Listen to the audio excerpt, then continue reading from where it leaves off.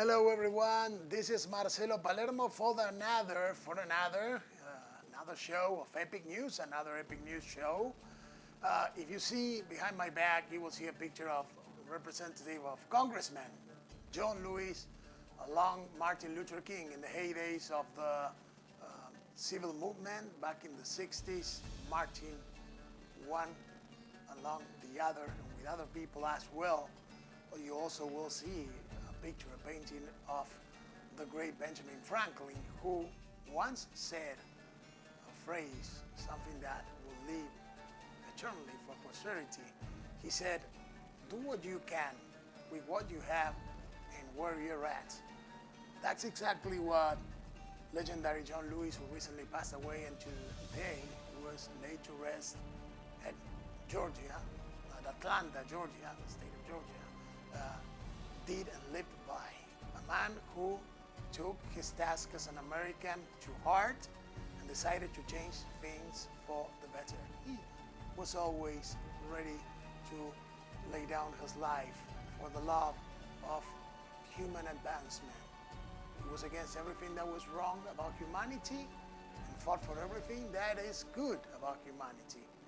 And well, he did, and he left a legacy that will live forever. He is now, as we recently said, resting in peace and in power in Atlanta, Georgia. Benjamin Franklin said that, and certainly something that we all have to live up to, a concept like that. Do the best you can with what you have, or the best you have, where you're at. We always have to do that and project things towards the next human frontiers. Also, now it is said that a new rover will be sent via spaceship all the way to Mars, because we keep exploring possibilities of seeing if one day humans can actually get to travel to the known red planet. They're trying to analyze spots in the great red planet where they say was probably water in ancient times or millions of years ago, and it was probably a source of life way before humanity was actually walking through this lovely planet we have, planet Earth. Other things as well, coronavirus is not going anywhere and is claiming more lives. Renowned politician and former presidential candidate Herman Cain has lost his battle with COVID-19. He was 74 years old.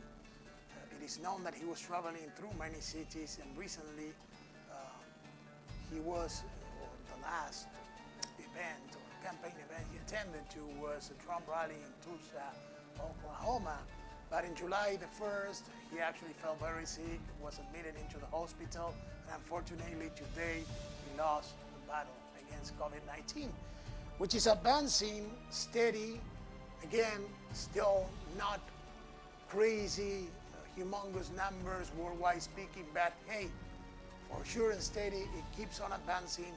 And again, we cannot stress this enough. People has to follow rules and regulations, wear your masks, keep and exercise social distancing, and follow what is said regarding how to be as safe as you can be.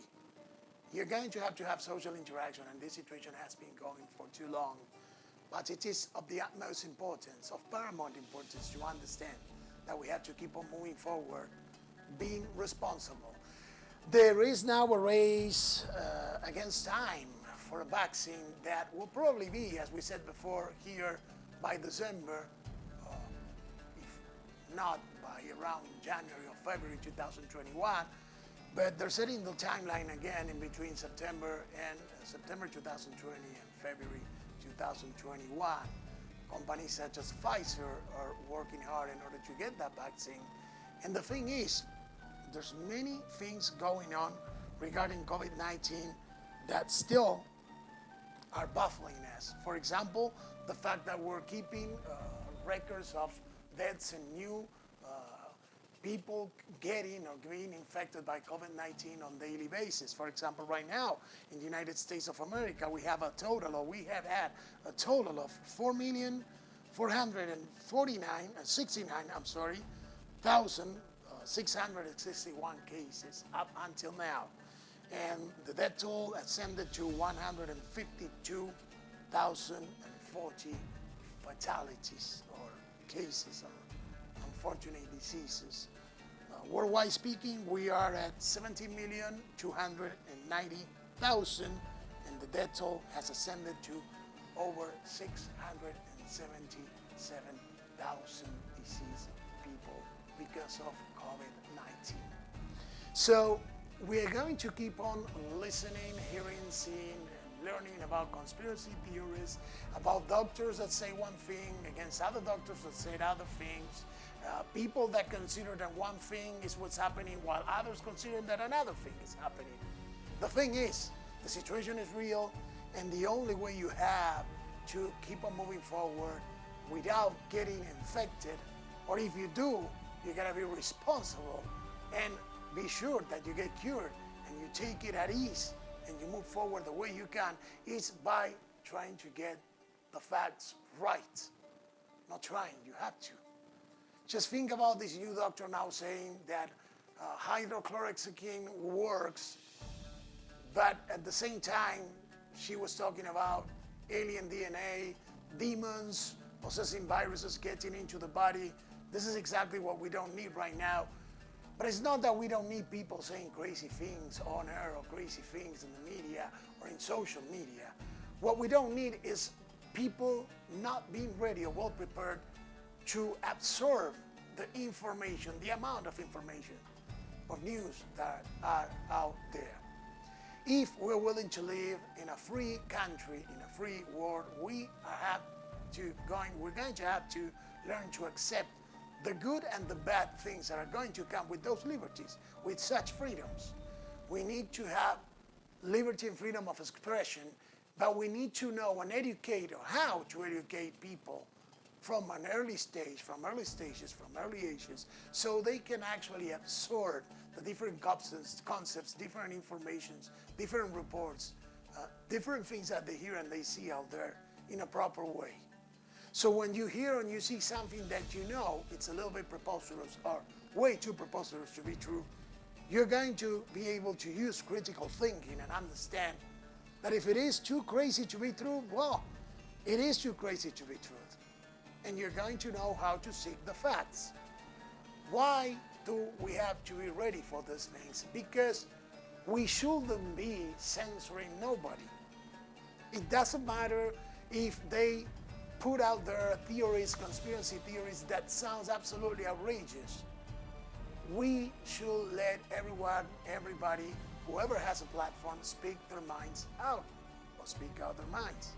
What we need to know is that we have to have the capability and the education to understand and absorb everything that is out there, so we can use critical thinking and know, really understand what is real and what is not. When you see things like what happened to Texas Representative Mr. Goomer, who got infected with COVID-19 and blamed his mask use because he said that maybe viruses were trapped in his mask, and that's why perhaps he got the COVID-19. You know that there's something off in that comment, because you know that masks are not used to protect you alone. Most than anything, they're used, or you have to wear them, to protect others.